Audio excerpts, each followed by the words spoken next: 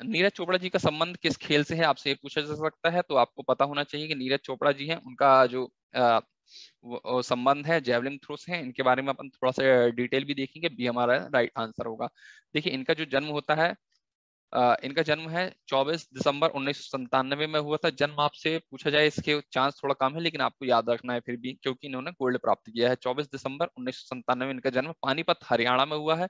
और javelin throw के खिलाड़ी हैं भाला फेंक। और इनके कोच का नाम पूछा जा सकता है नसीम अहमद। इस बार पूछा जा सकता है, इसलिए आप याद रखेंगे, आगे वाले एग्जामों की दृष्टि से इंपॉर्टेंट है। नसीम अहमद जी को इनके कोच हैं। और इनके जो उपलब्धियां हैं वो देख लेते हैं। तो देखिए इन्होंने लगातार आपको, इसके अलावा भी इन्होंने और स्वर्ण पदक प्राप्त करे हैं, परंतु आपको ये 5 आपको याद रखने ही रखने हैं। देखिए टोक्यो ओलंपिक जिसका आयोजन 2021 में होता है, यहाँ पे इन्हें स्वर्ण पदक प्राप्त हुआ है। आपको ये जरूर याद रखना, मैं बार बार आपको बता रहा हूँ, 87.58 इनका हाई स्कोर रहा। तो ये आपको याद रखना है, इस बार किसी न किसी एग्जाम में ये जरूर पूछे जाएगा। तो एशियाई खेलों जो जकार्ता में होते हैं 2018 में, इसमें भी स्वर्ण पदक प्राप्त हुआ है। राष्ट्रमंडल खेल जो कि गोल्ड कोस्ट ऑस्ट्रेलिया में हुआ है 2018 में, इसमें भी इन्हें स्वर्ण पदक प्राप्त हुआ है। एशियन प्रतियोगिता जो कि भुवनेश्वर में हुई है 2017 में, इसमें भी इन्हें स्वर्ण पदक प्राप्त हुआ है। और दक्षिण एशियाई खेलों में भी याद रखना है, इसका आयोजन गुवाहाटी में किया गया था 2016 में, इसमें भी इन्हें स्वर्ण पदक प्राप्त हुआ। इसके अलावा ये अंडर 70 वगैरह में भी इनको 2-3 पदक स्वर्ण पदक और मिले हैं, लेकिन आपको ये 5 याद रखने हैं। ठीक है, आगे बढ़ते हैं। नेक्स्ट क्वेश्चन देख लेते हैं। ओलंपिक में किसी व्यक्तिगत स्पर्धा में भारत को कितने साल बाद गोल्ड प्राप्त हुआ है? तो आपको ये देखिए, ये आपके लिए कंफ्यूजन इसलिए हो सकता है, इसलिए आपसे क्योंकि देखिए जो ओलंपिक खेलों का आयोजन हर 4 वर्ष में होता है, तो जो पहला व्यक्तिगत पदक मिला था वो अभिनव बिंद्रा जी को मिला था 2008 में। तो क्या कहते हैं, उसमें अपन को कंफ्यूजन हो सकता है, लेकिन 2020 में तो आयोजन हुआ नहीं, तो ये 13 साल हो चुके हैं। होने 12 थे, लेकिन ये 13 साल बाद व्यक्तिगत स्पर्धा में भारत को गोल्ड मिला, तो आपको याद रखना है। ठीक है, वैसे ऑप्शन में 12 नहीं है, ऑप्शन में 12 आपको देखने को मिल सकता है। ठीक है, आगे देख लेते हैं। देखिए थोड़ी सी डिटेल हम अभिनव बिंद्रा जी के बारे में देख लेते हैं। अभिनव बिंद्रा जी 2008 में ओलंपिक में इन्हें 10 मीटर एयर राइफल में इन्हें पदक मिला था। और अभिनव बिंद्रा पहले व्यक्तिगत पदक जीतने वाले मतलब व्यक्तिगत रूप में गोल्ड जीतने वाले पहले व्यक्ति थे। अभिनव बिंद्रा को देखो शूटिंग करते हैं और 10 मीटर एयर राइफल में ये पदक मिला था। और इसी प्रकार ये व्यक्तिगत स्पर्धा में पदक जीतने वाले पहले खिलाड़ी बने थे। इनका जन्म देहरादून उत्तराखंड में हुआ था। ठीक है, आगे देख लेते हैं। थर्ड क्वेश्चन देख लेते हैं। ओलंपिक 2020 में भारत की मीराबाई चानू को कौन सा पदक प्राप्त हुआ है? तो मीराबाई चानू को आपको पता होना चाहिए, रजत पदक, जो हमने पहले भी डिस्कस कर लिया, रजत पदक प्राप्त हुआ है।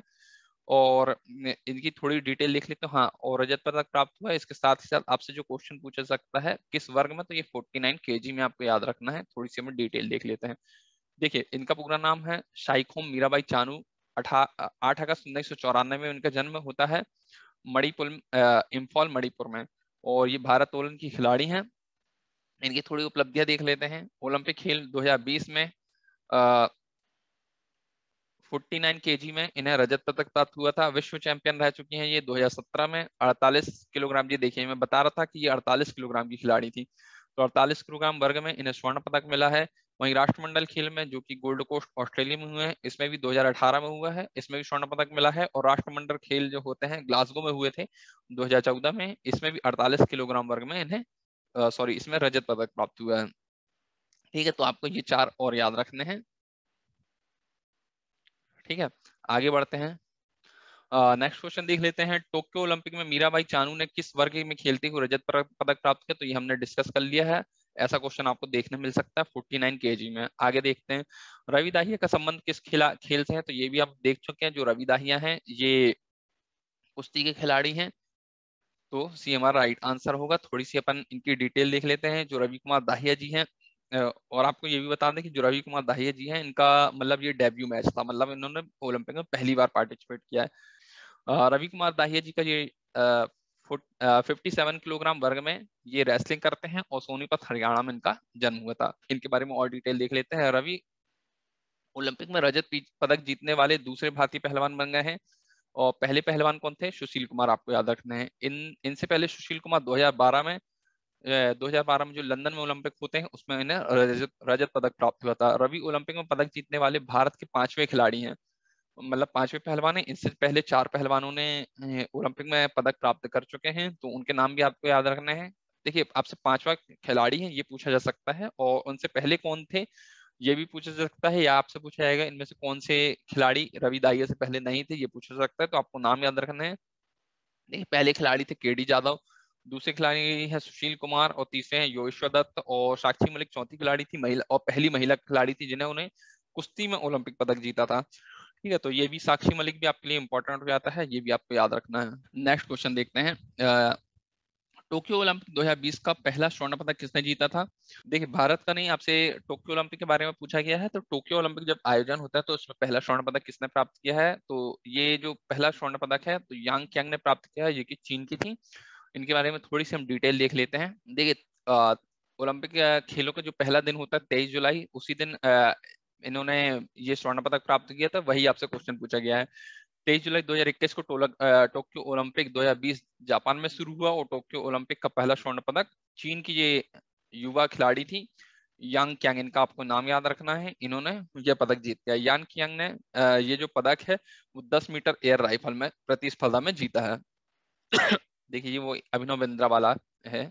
ठीक है, 10 मीटर एयर राइफल, इनके बारे में आपको याद रखना। देखिए, चीन की महिला है और यांग क्यान इनका नाम है। आगे देखते हैं। टोक्यो ओलंपिक का आयोजन कब से कब तक किया गया? तो आपको याद रखना है, टोक्यो ओलंपिक का जो आयोजन है वो 23 जुलाई से 8 अगस्त तक किया गया। आपको ये डेट याद रखना। तो देखिए, पैरा ओलंपिक होते हैं, उसकी भी आपसे डेट पूछी जा सकती है। तो ये 24 अगस्त से, ये पैरा ओलंपिक की डेट है 24 अगस्त से 5 सितंबर है। आपको ये भी याद रखनी है। अब नेक्स्ट पे चलते हैं। 2021 से पहले जापान में ओलंपिक खेलों का आयोजन कब किया गया था? तो हमने आपको ये पहले बता दिया, 1964 में किया गया था। आगे बढ़ते हैं। टोक्यो ओलंपिक 2020 का शुभांकर क्या था? तो टोक्यो ओलंपिक, देखिए, हमने आपको एक बताया था कि मतलब शुभांकरों को शामिल किया गया था। कब शामिल किया गया था? 1968 में।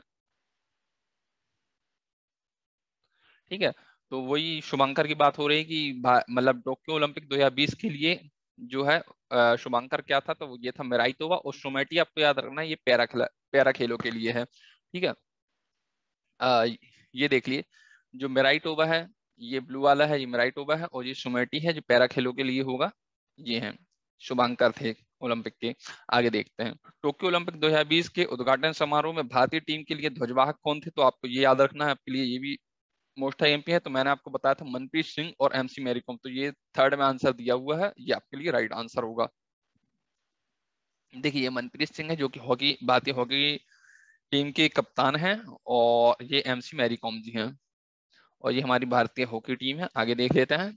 ग्रीष्मकालीन ओलंपिक 2020 के ओलंपिक खेलों का कौन सा संस्करण था? आपको याद रखना। तो ये 31वां संस्करण था। इससे पहले 30वां संस्करण रियो में हुआ है, जो कि 2016 में जिसका आयोजन किया गया था, और अगला जो है वो 2024 में इसका आयोजन होना है। तो ये पेरिस फ्रांस में होने वाला है। टोक्यो ओलंपिक 2020 के समापन समारोह में भारतीय टीम के ध्वज के लिए ध्वजवाहक कौन है? देखिए, समापन भी आपके लिए मोस्ट आईएमपी होगा, क्योंकि वैसे अपन को देखने में लगना चाहिए कि भाई जो स्वर्ण पदक जीता है नीरज चोपड़ा जी में, तो वही हो सकते हैं। तो इसलिए आपको कंफ्यूजन नहीं रखना है, नीरज चोपड़ा जी नहीं है, बजरंग पूनिया जी हैं, जो कि समापन समारोह के में ध्वजवाहक थे। बजरंग पूनिया जी को इस वर्ष मतलब टोक्यो ओलंपिक में कौन सा पदक प्राप्त हुआ है? तो ये आपसे पूछा जाता है, तो कांस्य पदक प्राप्त हुआ है, ये आपको याद रखना है। ये बजरंग पूनिया जी हैं, आपको ये। आगे बढ़ते हैं। ओलंपिक 2020 में पदक जीतने वाली सबसे कम उम्र की खिलाड़ी कौन है? तो ये भी आपके लिए मोस्ट आईएमपी क्वेश्चन है, इसमें आप स्टार लगाएंगे और इसको याद रखेंगे। देखिए, यहाँ जो आपसे पदक पूछा गया है तो यह है रेसा लीला, जो कि 13 वर्ष और 203 दिन की खिलाड़ी थी। 13 वर्ष 203 दिन। ठीक है, और वहीं बात कर लेते हैं। तो इनको रजत पदक प्राप्त हुआ है, और आपसे क्वेश्चन पूछा गया है कि पदक जीतने वाली सबसे कम उम्र की खिलाड़ी, तो रसा लीला थी, जो कि टोक्यो ओलंपिक की थी। वहीं अगर आपसे पूछा जाता है सबसे कम उम्र की गोल्ड जीतने वाली खिलाड़ी, तो आपको ये याद रखना है मोशीजी निशिया। ये भी क्वेश्चन आपसे पूछा जा सकता है कि मोशीजी निशिया है, ये जापान की हैं, और इन्हें गोल्ड प्राप्त हुआ है। ठीक है, और हो सकता है आपसे इनकी भी मतलब कितने दिन की थी ये आपसे पूछ सकता है। तो ये आई थिंक 13 ईयर 330 दिन की थी ये। ठीक है, और यदि आपसे पूछा जाता है कि अब तक ओलंपिक में सबसे कम उम्र में गोल्ड किसे प्राप्त हुआ है, तो जो है मार्जोरी, आपको ये याद रखना है, एक नाम याद रखना है, मार्जोरी। इन्हें अब तक सबसे कम उम्र में गोल्ड प्राप्त करने का रिकॉर्ड है इनका। ठीक है, ये कुछ 12 वर्ष कुछ दिन के थे। ठीक है, आगे बढ़ते हैं। वैसे आपको ये दो नाम याद रखने हैं, ए और बी वाले, ये आपसे पूछने के चांस ज्यादा है। मोमीजी निशिया, जिन्हें ओलंपिक में सबसे कम उम्र में, टोक्यो ओलंपिक में सबसे कम उम्र में गोल्ड प्राप्त हुआ है, और पहले कोई भी पदक की बात करता है तो ऋषि लीला है। ठीक है। थोड़ा डिटेल देख लेते हैं। 13 साल 330 दिन की उम्र की जापान की मोमिजी निशिया, देखिए ये मोमिजी निशिया है, ये जो रेड कलर की ड्रेस पहनी हुई है, ये है मोमिजी निशिया जी। और 13 साल 330 दिन की है, और इन्हें स्वर्ण पदक प्राप्त हुआ। वहीं ब्राजील की रेसा लीला की बात कर लेते हैं, ये ग्रीन वाले ड्रेस में, ये हैं 13 वर्ष 203 दिन की, इन्हें रजत पदक प्राप्त हुआ। और जैसा कि हमने बताया था आपको, एक मार्जोरी गैस्ट्रिंग, आपको ये नाम याद रखना है, जो कि यूएसए के खिलाड़ी हैं, और इन्हें सबसे कम उम्र में ओलंपिक पदक जीतने का रिकॉर्ड है। इन्होंने 1936 में जो बर्लिन में आयोजन हुआ, 13 साल 268 दिन के थे, तब इन्हें स्वर्ण पदक प्राप्त हुआ था। आगे बढ़ते हैं। टोक्यो ओलंपिक 2020 में भारत में अब तक का सर्वश्रेष्ठ प्रदर्शन करते हुए कुल कितने पदक जीते हैं? तो आपको ये हमने पहले बता दिया है कि 7 पदक जीते हैं, जिसमें 1 स्वर्ण, 2 रजत और 4 कांस्य पदक हैं। नेक्स्ट देख लेते हैं, प्रसिद्ध भारतीय बैडमिंटन खिलाड़ी पीवी सिंधु ने टोक्यो ओलंपिक में कौन सा पदक जीता है? तो इन्होंने कांस्य पदक जीता है। इनके बारे में थोड़ी सी डिटेल देख लेते हैं। इनका पूरा नाम पुरुषला वेंकट सिंधु है, और इनका जो जन्म होता है वो 5 जुलाई 1955 सॉरी 95 में हैदराबाद में होता है। और हैदराबाद तब आंध्र प्रदेश का हिस्सा था, लेकिन अभी ये तेलंगाना में है। तो ऑप्शन के हिसाब से आप लगाएंगे। खेल इनका है बैडमिंटन खेल है, और इनके कोच का नाम पूछा जा सकता है, तो पुलेला गोपीचंद इनके कोच हैं। और जो पहला बैडमिंटन में पदक जीते, ओलंपिक पदक जीता था साइना नेहवाल जी ने, तो उनके भी कोच पुलेला गोपीचंद जी थे। थोड़ी और डिटेल देख लेते हैं कि इनको राजीव गांधी खेल रत्न पुरस्कार 2016 में प्राप्त हुए हैं। ये आपके लिए मोस्ट टाइम हो सकता है कि पीवी सिंधु के को राजीव गांधी खेल रत्न पुरस्कार कब दिए गए? 2016 में। इसके अलावा इनको पद्मश्री, जो कि भारत का चौथा सर्वोच्च नागरिक सम्मान है, ये 2015 में इनको प्राप्त हुआ है। और अर्जुन पुरस्कार इन्हें 2013 में दिया गया है। इतना आपको याद रखना है। ओलंपिक में 2 लगातार मेडल जीतने वाली भारत की पहली भारतीय खिलाड़ी हैं, महिला खिलाड़ी हैं। आगे देख लेते हैं। भारतीय पहलवान बजरंग पुनिया टोक्यो ओलंपिक में शानदार सफलता हासिल करते हुए फ्री स्टाइल कुश्ती के किस वर्ग में ब्रॉन्ज मेडल प्राप्त किया है? तो आपको ये याद रखना है कि अभी अपन ने टेबल में देखा था, तो ये 65 किलोग्राम वर्ग में खेलते हैं, और उसी के लिए इनको ओलंपिक में पदक मिला है, और ये हरियाणा के हैं, आपको याद रखना है। आगे देख लेते हैं। देखिए थोड़ा सा इनके बारे में भी देख लेते हैं, बजरंग पुनिया जी के बारे में। आपको थोड़ा सा ये याद रखना है कि बजरंग पुनिया जो है विश्व चैंपियन रह चुके हैं। बुडापेस्ट में जिसका आयोजन हुआ था 2018 में, इन्होंने सॉरी इसकी थोड़ी इनकी डिटेल लिख लेते हैं। इनको अर्जुन पुरस्कार 2015 में दिया गया है बजरंग पुनिया जी को, और विश्व चैंपियनशिप में इन्होंने रजत पदक प्राप्त किया है 65 किलोग्राम वर्ग में, और जिसका आयोजन 2018 में बुडापेस्ट में किया गया था। ठीक है, जिसका आयोजन बुडापेस्ट में 2018 में किया गया था। वहीं एशियाई खेलों की बात कर लेते हैं, तो जकार्ता में 2018 में जिनका आयोजन हुआ था, इसमें इन्हें गोल्ड प्राप्त होता है। और गोल्ड कोस्ट जो राष्ट्रमंडल खेल हैं गोल्ड कोस्ट में हुए हैं 2018 में, इसमें इसमें भी इन्हें इधर लिखा नहीं है, इसमें भी इन्हें गोल्ड प्राप्त हुआ था। ठीक है, और एशियाई खेलों की बात कर लेते हैं, तो एशियाई खेल में 2014 में ने रजत पदक प्राप्त हुआ है। वहीं राष्ट्रमंडल खेल जो 2014 में ग्लासगो में होते हैं, इसमें भी रजत पदक प्राप्त होता है। एशियाई चैंपियनशिप की बात कर लेते हैं, नई दिल्ली में 2019 में होती है, इसमें इन्हें गोल्ड पदक प्राप्त हुआ था। वहीं एशियन चैंपियनशिप जो शियान में 2017 में होती है, उसमें भी इन्हें गोल्ड पदक प्राप्त हुआ था। तो आपको ये पदक कुछ याद रखने हैं। आगे बढ़ते हैं। ओलंपिक में क्वालिफाई करने वाली भारत की पहली तलवारबाज कौन है? आपसे इस बार ये क्वेश्चन पूछा जा सकता है। तो आपको ये भवानी देवी याद रखना है कि ओलंपिक में क्वालिफाई करने वाली पहली तलवारबाज है। ठीक है, उसके अलावा आपको ये भी याद रखना है, एक नाम और याद रखना है, नेत्रा कुमानन का, जो कि ये जो बी में दिया हुआ है, नेत्रा कुमानन, इनका भी नाम आपको याद रखना है, क्योंकि भारत की पहली आ, नौका चालक है जिन्होंने ओलंपिक में पार्टिसिपेट किया है, क्वालिफाई किया था, नौका चालक। और इसके अलावा आप एक नाम और याद रखेंगे, लॉरेल हर्बर्ट। ये नाम भी आपको याद रखना है, ये ओलंपिक में भाग लेने वाली पहली ट्रांसजेंडर है। ठीक है, तो आपको ये 3 नाम याद रखना है। भवानी देवी पहली तलवारबाज है, और नेत्र कुंदन ये पहली नौका चालक करते हैं, जो ये दोनों भारत की ओर से हैं। ठीक है, और ये बाहर के हैं। इन्हें ये पहली महिला ट्रांसजेंडर हैं जिन्होंने ओलंपिक में पार्टिसिपेट किया है। ये देखिए, ये भवानी देवी ये हैं। आपको इनको थोड़ा सा याद रखना है। आगे देख लेते हैं, टोक्यो ओलंपिक 2020 में मेजबान देश जापान कौन से स्थान पर रहा? तो ये भी अपन ने पहले देख लिया है कि जो टोक्यो ओलंपिक है इसमें ये जापान तीसरे स्थान पर रहा है। और आपको पहले ही बता दिया है कि यूएसए पहले स्थान पर था, और चीन दूसरे स्थान पर था, और वहीं जापान की बात कर लेते हैं तो जापान थर्ड में था। हो सकता है कि आपसे इनके पदक पूछे जाएं, तो आपको ये याद रखना है। देखिए, ऐसे हम कर लेते हैं, गोल्ड, सिल्वर और कांस्य। गोल्ड, सिल्वर, कांस्य।